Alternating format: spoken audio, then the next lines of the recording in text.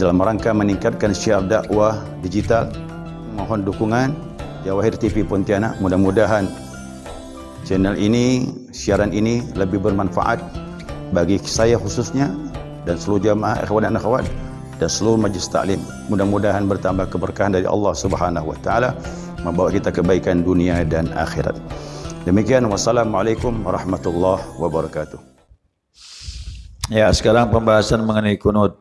Ya, kemarin ya ini mengenai tasyahud awal. Ya, tasyahud awal. Nah, sekarang masuk kunut. Jadi kedudukan kunut salat subuh dalam mazhab Imam Syafi'i itu hukumnya sama dengan tahiyat awal atau tasyahud awal.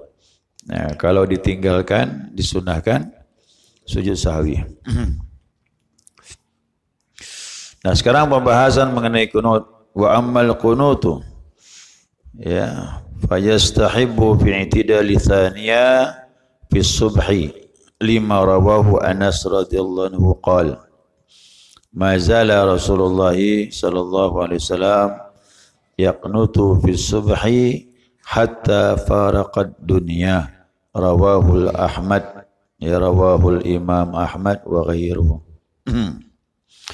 Baik, adapun kunut subuh. Nah, sekarang kunut subuh hukumnya sunnah pada i'tidal ya rakaat yang kedua. Ya, setelah ruku rakaat kedua, kemudian i'tidal, sami'allahu liman hamida, baca wirid i'tidal, rabbana lakal hamd atau rabbana lakal hamdu mil'us samawati wa mil'ul ardi wa mil'u ma syi'ta min syai'in ba'd. Kemudian baru doa kunut. Nah, ini berdasarkan riwayat dari Anas radhiyallahu anhu berkata, ma zala Rasulullah sallallahu alaihi wasallam yaqnutu fi subhi. Ya, Nabi itu Rasulullah senantiasa berkunut dalam salat subuh hatta faraqad dunya, sampai ia meninggalkan dunia. Artinya meninggal, sampai beliau meninggalkan dunia, sampai wafat. Artinya Nabi continue kunut subuh sampai beliau kembali kepada Allah Subhanahu wa taala. Nah, ini hadis riwayat Imam Ahmad dan juga yang lainnya. Ibnu Salah berkata, nah, hukum ini dia bilang tidak hanya satu orang daripada hufaz. Hufaz ini ulama-ulama ahli hadis menganggap riwayat ini sahih, benar adanya. Di antaranya Imam Hakim, kemudian Imam Baihaqi, kemudian Al-Balkhi. Imam Baihaqi menyatakan al-amalu bimuqtadahu anil khulafa'il arba'ah. Amalan ini, kata Imam Baihaqi, telah ditetapkan, diamalkan oleh 4 khulafa ur-rasyidin, yaitu Abu Bakar, Umar, Utsman dan Ali radhiyallahu anhum. Dikatakan seperti itu oleh Imam Baihaqi. Nah, sekarang jamaah mau tahu dulu asalnya, bahwasanya tidak ada kunut. Asalnya tidak ada kunut. Ya. Jadi salat subuh sama seperti salat yang lain. Ya, 2 rakaat tanpa kunut. Kapan mulai kunut? Nah, ada suku yang besar, ya, suku Zakwan, Usayyah, berapa suku lagi itu? Yang jelas Bani Sulaim. Ya, pecahan-pecahan dari suku Bani Sulaim, Zakwan, Usayyah dan sebagainya. Nah, suku ini menyatakan mereka telah menerima Islam. Menurut mereka seperti itu, disampaikanlah ya kepada Nabi SAW, ya Rasulullah, kami ini Bani Sulaim itu suku yang besar dan kami memerlukan ya tenaga-tenaga pengajar, terutama mengajarkan Al-Quran. Nah, jadi Nabi percaya, ya, karena berita mengembirakan kalau sudah suku-suku itu banyak menerima Islam. Lalu Nabi mengutuslah 70 penghafal Al-Quran. Nah, 70 penghafal Al-Quran dikirim oleh Rasulullah sallallahu alaihi wasallam kepada Bani Sulaim ini. Pecahnya banyak sekali. Apa yang terjadi jamaah? Sampai di sumur namanya sumur Ma'unah. Disebutkan Bi'ru Ma'unah. Ya, sebuah sumur namanya sumur Ma'unah. 70 penghafal Al-Quran begitu sampai di sumur ini dibantai, dibunuh. Habis 70 orang. Nabi waktu itu yang bermain perasaannya selaku manusia. Bukan lagi sebagai rasul tapi selaku manusia. Ya kan? Ditipu. Kan Nabi kan ditipu tuh. Nabi kirimkan 70 hafal Al-Quran dibantai. Situlah sifat kemanusiaan Nabi itu muncul, sedih. Atas kesedihan itulah dia ingin cari pembenaran dari Allah sampai beliau mendoakan. Timbullah doa namanya kunut nazilah. Asalnya kunut itu kunut nazilah karena musibah. Nah di sinilah orang-orang yang tidak mau menggunakan kunut subuh, mereka menganggap kunut itu yang ada cuma nazilah, tidak ada kunut subuh. Begitu pandangan dia.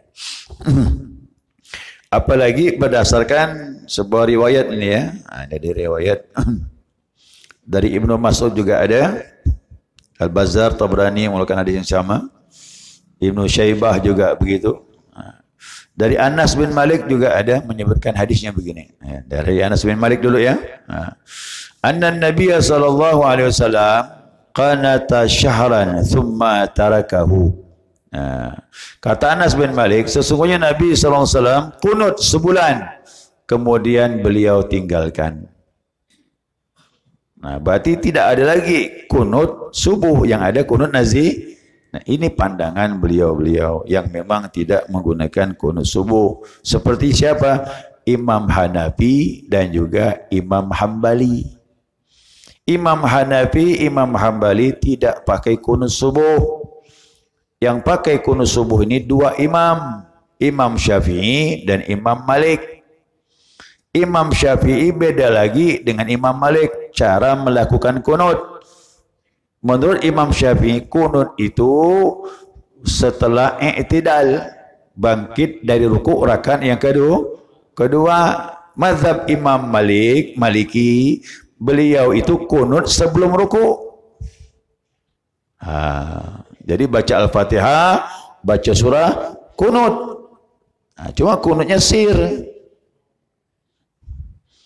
Barulah ruku', i'tidal dan seterusnya. Kita mazhab Syafi'i, ruku'nya, i'tidalnya setelah, kunut subuh itu setelah ruku', setelah i'tidal rakaat yang kedua, salat subuh.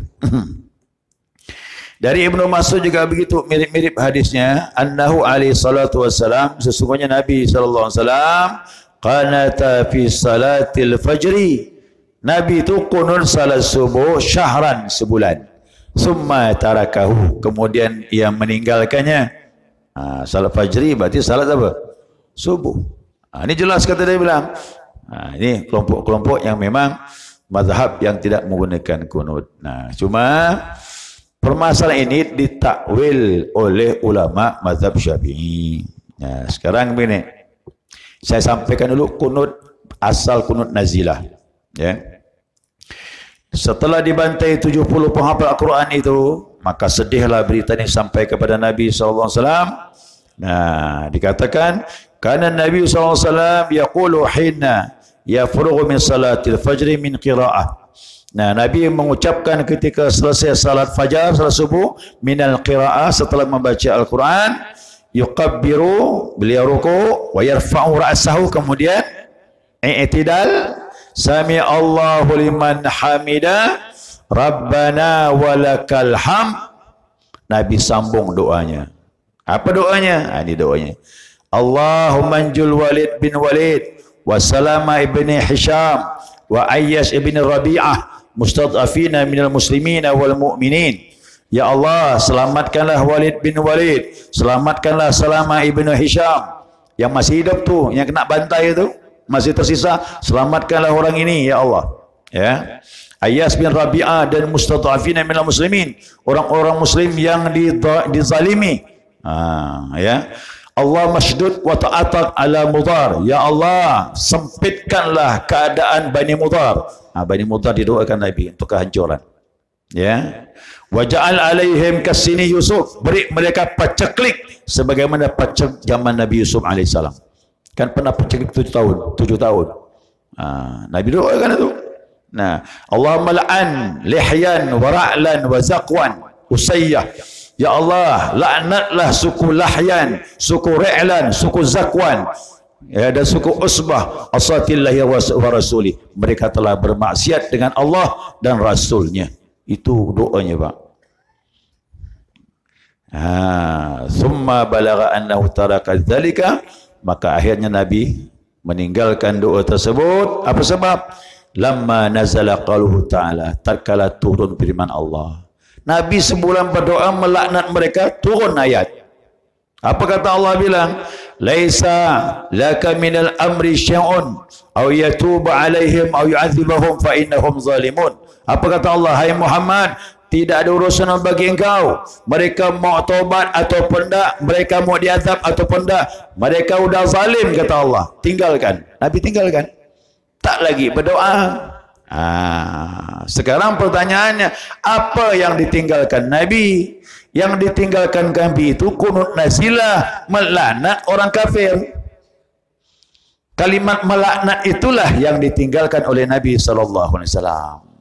Wa amma subhu yaqnutu hatta fariqad dunya. Adapun subuh beliau kunut sampai beliau meninggal dunia. Coba lihat doa kunut subuh. Allahumma hadina fi man hadait wa afina fi man. Terus ada laknatnya? Ada melaknat? Tak ada. Ya Allah, berilah kami hidayah sebagaimana orang-orang kau beri hidayah. Berilah kami keafiatan sebagaimana orang kau berikan afiat. Sama. Jadi itu intinya doa kemaslahatan jamaah yang salat, tidak ada lagi laknat. Nah, jadi yang ditinggalkan laknatnya itu, nazilahnya itu yang ditinggalkan oleh Rasulullah. Nah, ya. Jadi subuh tidak ada hubungannya. Jadi yang ditinggalkan doa melaknat. Adapun subuh jalan terus. Ya. Nah, itu saya sampaikan biar jamaah paham ya, kenapa ada perbedaan pandangan. Cara memahami hadis ada perbedaan daripada imam-imam mujtahid. Ya, selanjutnya kunut ini dalam rakaat yang kedua sebagaimana riwayat Imam Bukhari sahih, yakni setelah angkat kepala dari rukuk rakaat yang kedua. Ya, adapun Imam Malik sebelum rukuk setelah surah dia baca kunut tapi siar dia pelan. Nah, riwayat Imam Bukhari dan Muslim dari Abu Hurairah berkata, anna Rasulullah sallallahu alaihi wasallam. Ya, ini untuk memastikan kapan kunut itu. Abu Hurairah berkata, sesungguhnya Rasulullah lamma qanata fi qissatil qatala bi'ril maunah. Nah, kata Abu Hurairah, sesungguhnya Rasulullah tatkala beliau kunut dalam kisah terbunuhnya sahabat di sumur Maunah itu, qanata ba'da ruku'i, maka beliau kunut setelah bangkit dari ruku'. Faqimna alaihi kunutas subhi, beliau tegak dari ruku' itu, situlah beliau melaksanakan kunut pada waktu subuh. Nah, berarti kedudukannya setelah rakaat yang kedua, yaitu bangkit dari rukuk setelah i'tidal. Mana lagi? Diperkuat lagi dari Anas, sesungguhnya Rasulullah bersabda, kana yaqnutu qabla raf'i minar ruku'. Nah, beliau kunut ya sebelum apa tadi? Beliau kunut setelah angkat dari rukuk. Imam Baihaqi menyatakan riwayat-riwayat mengenai kunut setelah angkat dari ruku itu lebih banyak dan lebih dipegang oleh para ulama dan lebih utama dibandingkan riwayat yang dipegang oleh siapa tadi? Imam Malik. Yang Imam Malik yang tadi kunutnya sebelum ruku. Setelah rukuk itu riwayatnya lebih banyak, lebih dipercaya dan lebih dipegangi oleh para ulama kerana riwayatnya banyak. Nah, dalam kitab Ar-Rawdah Imam Nawawi berkata, ya, kalau seandainya orang itu kunut sebelum rukuk bagaimana? Seandainya kalau orang itu kunut sebelum rukuk, walaupun ada hadisnya, tapi kita pakai riwayat yang banyak, maka kata Imam Nawawi, dia belum dianggap melaksanakan kunut. Masih disunahkan sujud sahwi 2 kali sebelum salam. Nah, itu aturannya begitu. Jadi ingat jamaah ya, nanti siapa yang lupa kunut subuh, sunnah sujud sahwi. Tapi ingat, kalau kita berada di masjid yang imam dan makmumnya tidak pakai kunut, ya ikutlah. Jangan sujud sahwi, nanti marah dia. Saya ini dah pengalaman dah. Marah dia. Dia tidak menerima dengan lapang dada perbezaan. Bahkan jamaah saya pun ada pindah suatu tempat. Saya pindah tempat, Pak Ustaz, beli rumah. Di mana? Sini katanya. Situ ternyata jamaahnya tak pakai kunut.